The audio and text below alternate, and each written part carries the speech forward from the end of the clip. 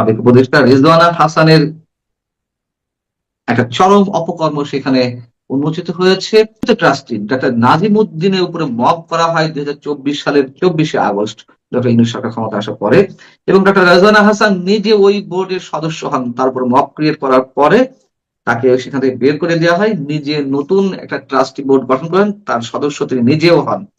তার সমস্ত দলিল দস্তাবেজ উপস্থাপন করা হয়েছে কালের কণ্ঠের এই প্রতিবেদনে।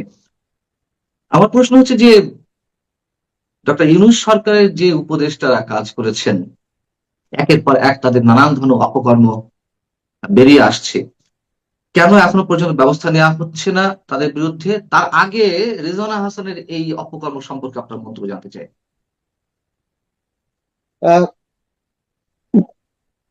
দেখুন, রিজওয়ানা যে এত খারাপ আর এত কারাপ্ট, দেখা যাচ্ছে যে সে খুবই কারাপ্ট একজন মহিলা, সাংঘাতিক কারাপ্ট। আমি জানি না যে ওর মতন আর দ্বিতীয় কোনো কারাপ্ট বাংলাদেশে মহিলা আছে কিনা। নট ইভেন শেখ হাসিনা, শেখ হাসিনা বিন্দু মাত্র ওর মতন ওর ধারে কাছে আসবে না, এত খারাপ রিজওয়ানা। দেখেন, আমি বলি, রিজওয়ানা এই যে কালের কণ্ঠর যে প্রতিবেদন আজকে আছে, বা ওদের ফ্রন্ট পেজে যে আজকে ওর সম্বন্ধে কথা বলা হয়েছে, এইটা আমাকে সারপ্রাইজ করেছে। সে এত খারাপ এটা বুঝতে পারি নাই। এবং সে যে ধরনের লাউড স্পিকারে পুলিশ শুনিয়েছে যে সে কি ধরনের নির্দেশ দিচ্ছে, এখানে আমি আরেকটা ছোট প্যারালেল ড্র করি ওর এই বদমাইশি গুলি। আপনি জানেন যে রাষ্ট্রপতি যিনি হন, উনি কিন্তু সভরেন, রাষ্ট্রের। He represent the sovereignty of the state, রাষ্ট্রের সভরেনিটি রিপ্রেজেন্ট করে, যার জন্য পাসপোর্টে উনার নামে বলা আছে যে এই ব্যক্তিকে সে যখন যাবে ওকে প্যাসেজ দেওয়ার জন্য, ওকে দেখাশোনা যেন তার হয় প্রপারলি, তার জন্য কোনো অসুবিধা না। রাষ্ট্রপতির নাম।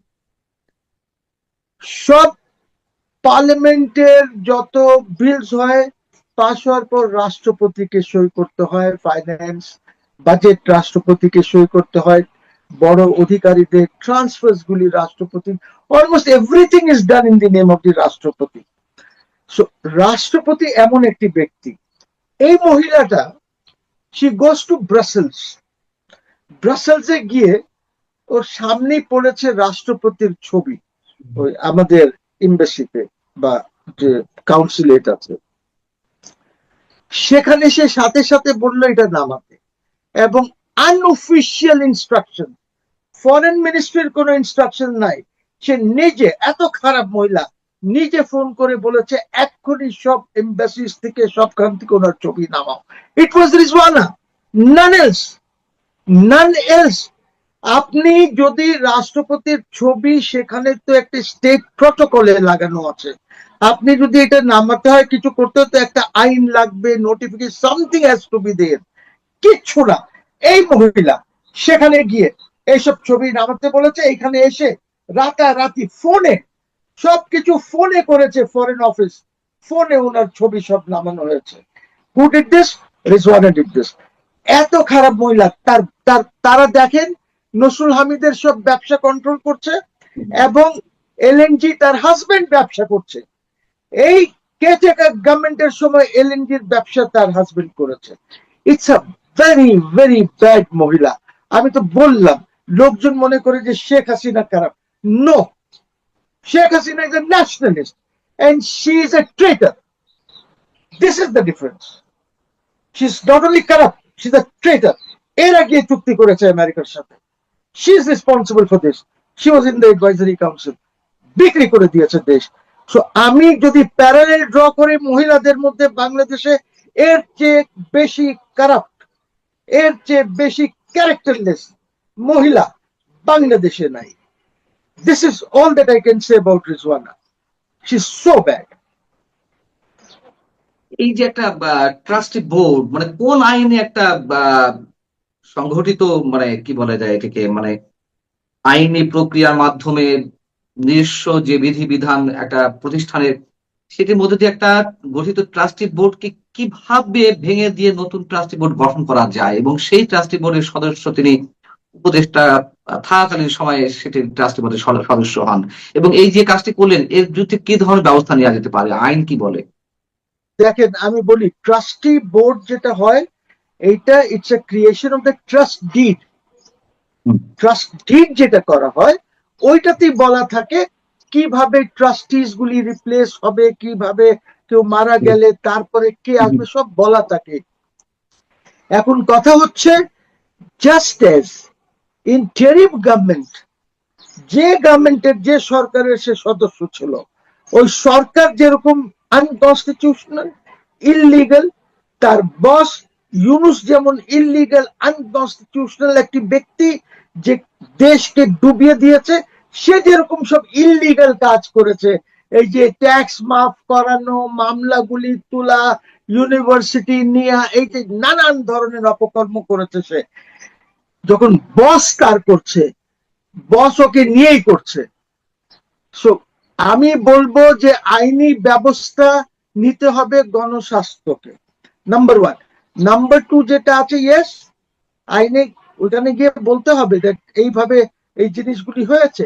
এবং যেহেতু কোনো আইন ছিল না ইন্টারিম গভর্নমেন্টের সময়, যেহেতু কোনো সংবিধান ছিল না, ছিল কিন্তু ওরা সংবিধানের তো ধার ধারে নাই, সো গায়ের জোরে, গায়ের জোরে তারা করেছে যা করার।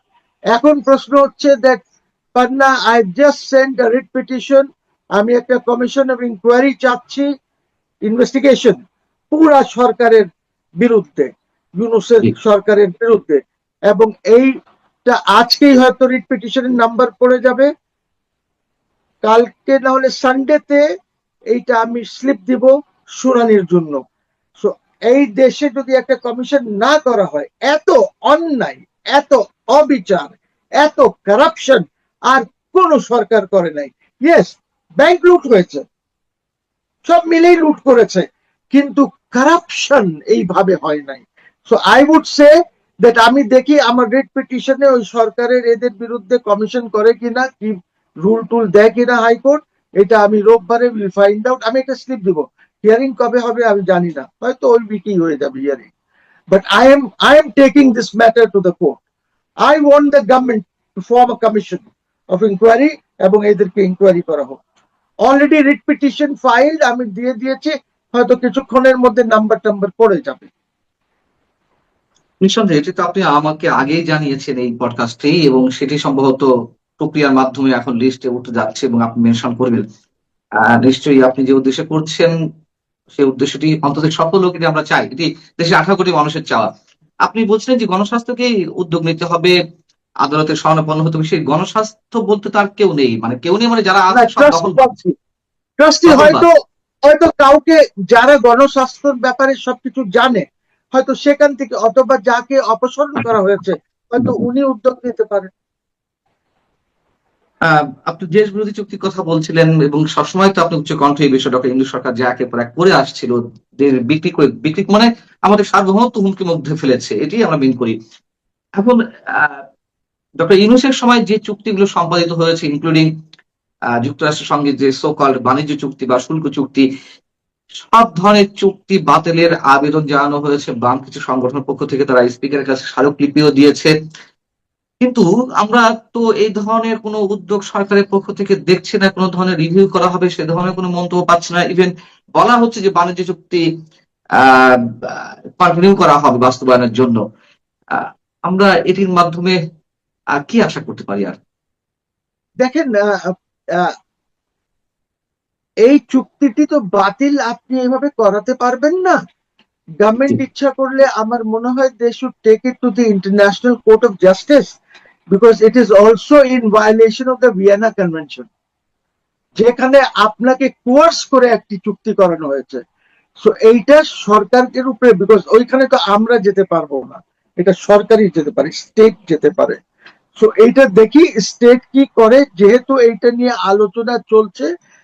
স্টেট হয়তো এই মুহূর্তে করছে না বা কোনো উদ্যোগ নিচ্ছে না, বিকজ এম্বারেসড হয়তো আছে যে খলিলুর রহমানকে তারা রেখেছে, যে লোকটি চুক্তি করেছে ওইখানে গিয়ে, এই লোকটাকে একমাত্র কারণ হচ্ছে আমার যতটুকু অ্যানালিসিস, সেটা হচ্ছে যে ওনাকে ফরেন মিনিস্টার রেখেছে বিকজ দি গভর্নমেন্ট থিংস, অথবা প্রাইম মিনিস্টার মনে করেন যে ওনার বিরুদ্ধে যে মরিয়ার্টির যে রিপোর্ট ছিল, যেটা ওইখানে গভর্নমেন্টের কাছে আছে, এখন এটা ডিক্লাসিফাইড হয়েছে, হয়তো মনে করছেন ওনারা যে ইউএন জেনারেল অ্যাসেম্বলিতে হয়তো যেতে পারবেন না প্রাইম মিনিস্টার। বাট যদি এরকম কিছু ধারণা ওদের থাকে, বা কেউ যদি ধারণা দিয়ে থাকে, এইটা একদম ভুল ধারণা। তার কারণ হচ্ছে মোদির ব্যাপারেও এরকম রেস্ট্রিকশন ছিল, but once Modi became the prime minister, because গভর্নমেন্টকে তো প্রাইম মিনিস্টারের সাথে ডিল করতে হবে, কাজে আপনি ওই যে ভিসা দেবেন না ওই পলিসিটা আর থাকে না, নাম্বার ওয়ান। নাম্বার টু যেটা হচ্ছে যে ইউএন জেনারেল অ্যাসেম্বলিতে যাওয়ার জন্য কোনো প্রবলেম নাই, যেহেতু ইউনাইটেড নেশনস এর সাথে এবং গভর্নমেন্ট ইউনাইটেড স্টেটস অফ আমেরিকার সাথে একটি চুক্তি আছে, প্রোটোকল আছে, যে তারা যখন জেনারেল অ্যাসেম্বলি, সিকিউরিটি কাউন্সিল এইগুলিতে যখন কেউ আসতে চাইবে তারা ভিসা দেবেন। This a protocol to this effect. কাজে এইটা না করবে না ওনাকে, আমাদের তারেক রহমান সাহেবকে না করবে না, আমার অনারেবল প্রাইম মিনিস্টার যেতে পারবেন এজ আ প্রাইম মিনিস্টার, কোনো ধরনের অসুবিধা হবে না। বাট আমি জানি না ওনার মাথায় কে এটা ঢুকিয়েছে, এবং এইটা ঢুকানোর পর থেকে কিন্তু আমাদের ইয়ে যে আছে খলিলুর রহমান, উনি গভর্নমেন্ট মনে করে যে খলিলুর রহমান যেহেতু ইউনাইটেড নেশনসের সাথে অনেকদিন কাজ করেছেন, উনি এইটার থেকে বোধহয় বের করে নিয়ে আসতে পারবেন, but that is not required. My prime minister can go to UNGA, he can address UNGA, because visa আমেরিকাকে দিতেই হবে। এবং আমি উদাহরণস্বরূপ বলি, ইরানের সাথে এত গন্ডগোল থাকা সত্ত্বেও আহমদিনেজাদ প্রেসিডেন্ট যখন ছিলেন, ওনার সাথে তো চরম গোলমাল ছিল আমেরিকার সাথে, একদম ব্যক্তিগত লেভেলের গোলমাল ছিল, বাট সবসময় তো আহমদিনেজাদকে তারা ভিসা দিয়েছে, আহমদিনেজাদ সেখানে গিয়েছেন। যখন চরম গন্ডগোল লিবিয়ার সাথে আমেরিকার, যখন ডলার নিয়ে নতুন কারেন্সি করছে, গাদ্দাফি তো যেত না, কিন্তু তারপরেও সে ভিসা পেয়েছে, সে গিয়েছে, জেনারেল অ্যাসেম্বলি অ্যাড্রেস করেছে, যেখানে 15-20 মিনিটের অ্যাড্রেস হয় সে 1.5-2 ঘন্টা অ্যাড্রেস করেছে। I don't think that this is a problem. এবং আমার মনে হয় যে এইটা নিয়ে খলিলুর রহমানকে রাখলে আপনি এই চুক্তির বাইরে আসতে পারবেন না, বিকজ ইজ আ সিগনেটারি।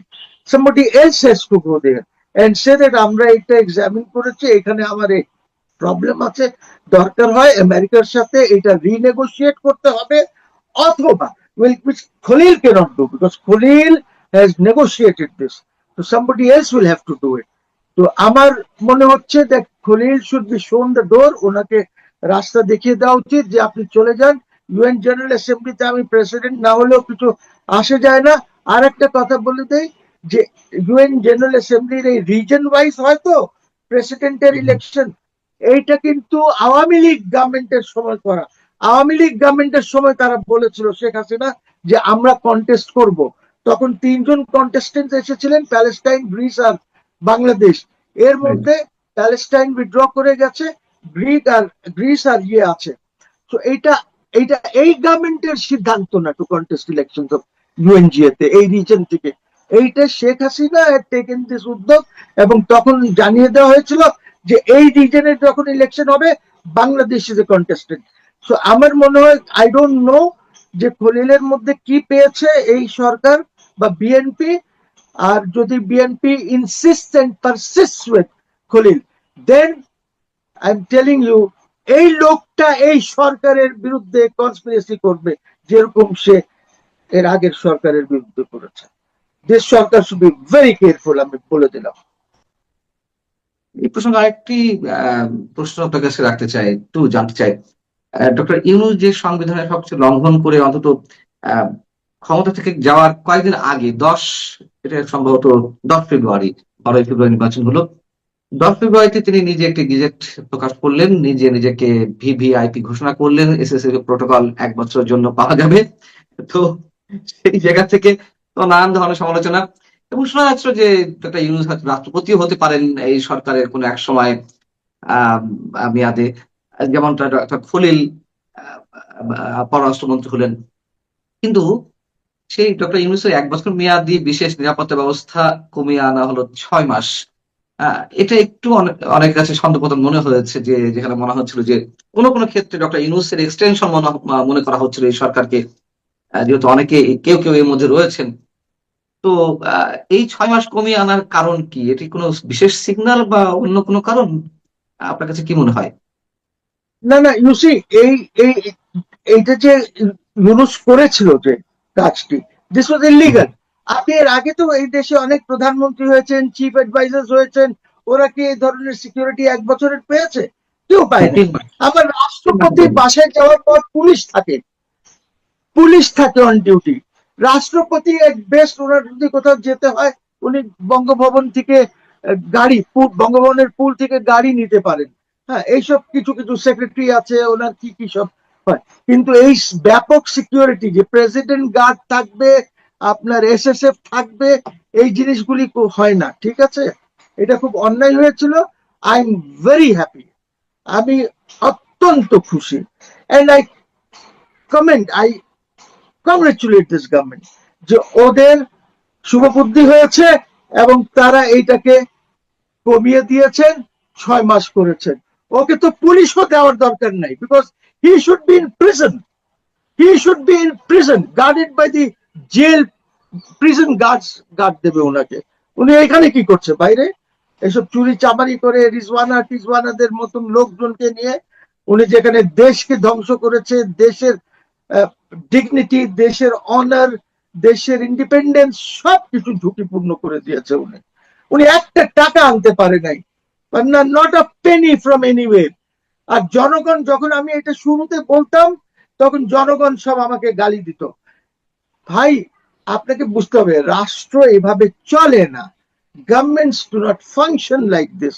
যে কোনো রাষ্ট্রের একটা পলিসি থাকবে। Yunus is an individual, he is not God যে সে যা বলবে চাইলেই পেয়ে যাবে। সো এইসব, আই মিন, লোকজনকে বুঝতে হবে এই জিনিসগুলি। আর এই লোকজন তাহলে যেটা বলছে, জি সরি। না, না, ঠিক আছে। আমার প্রশ্ন হচ্ছে, তাহলে কেন এই ইউনূস সরকারের যে উপদেষ্টা ছিলেন কিংবা কর্তা ব্যক্তি হিসেবে কাজ করেছেন, তাদের বিরুদ্ধে যে অসংখ্য অভিযোগ, বিভিন্ন পর্যায়ে অভিযোগ, তাদের বিরুদ্ধে কেন এখনো ধরনের কোনো ব্যবস্থা নেওয়া হচ্ছে না বা সরকার কোনো ধরনের উদ্যোগ নিচ্ছে না? একের পর এক দেখেন, অপকর্ম আমি আশা করছি, হচ্ছে। আমি তো নোটিশ দিয়েছিলাম প্রায় 6-7 সপ্তাহ আগে হুম। গভর্নমেন্টকে। ওরা উদ্যোগ নেয় নাই। এখন আমি কোর্টে যাচ্ছি, দেখি কোর্টের কত ক্ষমতা আছে, যে কোর্ট সরকারকে ডাইরেকশন দিতে পারে, একটা রুল ইস্যু করতে পারে কিনা। আমি কোনো স্টে তো চাচ্ছি না, আমি জাস্ট চাচ্ছি যে আপনি রুল দেন, রুল শুনানি করেন, আর ডাইরেকশন দেন যে আপনার একটা ইনকোয়ারি করেন।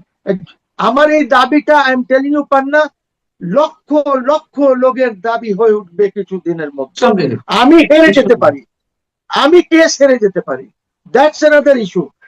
কিন্তু আমি যা কেসে বলছি, যা দাবি করছি, যা চাচ্ছি, এইটা এক সময় লক্ষ লক্ষ লক্ষ লোকের, millions of people will do this দাবি, বিকজ দেশ হুমকিতে না, আছে, আপনি এক রাষ্ট্র সময় কথা হুমকিতে আছে। বলছেন কেন? আপনি এক সময়ের কথা কেন বলছেন যে লক্ষ লক্ষ মানুষের এটি দাবি হয়ে উঠবে? অলরেডি আপনার এই উদ্যোগের পিছনে বা তারও আগে থেকে দেশের কোটি কোটি মানুষ তো এই দাবি জানিয়ে আসছে। অতএব আপনার এই যে উদ্যোগ, সেই উদ্যোগের পিছনে অবশ্যই অবশ্যই সমর্থন রয়েছে। সমর্থন হবে তা নয়, অলরেডি সমর্থন রয়েছে, এটা আমি মনে করি। এবং দেখেন, জি। মুশকিল হচ্ছে কি, লোকজন সাহস করে এগিয়ে আসতে চায় না। আমি যেরকম 106 এসেছিলাম তখন লোক গালাগালি দিচ্ছিল, লোকজন আসতে চায় নাই। আমার সাথে নোটিশ দেওয়ার সময় যে লয়ার্স গুলি দাঁড়িয়েছিল, তারা পরবর্তীতে আমার সাথে আসে নাই। প্রত্যেকটি গ্রুপ, এভরি পার্টি আমার বিরুদ্ধে অ্যাপেলেট ডিভিশনে কথা বলেছে। আমি এইটাও কিন্তু আমি নিজে করছি। I am not having lawyers in this, because লয়ার্সরা এটা এক্সপ্লেনও করতে পারবে না। ঠিক আছে, সো আমি নিজে করব এটা। আর যদি সেখানে সাংবাদিকরা থাকে, দে উইল কভার। আর আমি এটা নাম্বার পড়ে গেলে হয়তো রোববারে আমি সাংবাদিকদেরকে জানিয়ে দেবো এটা।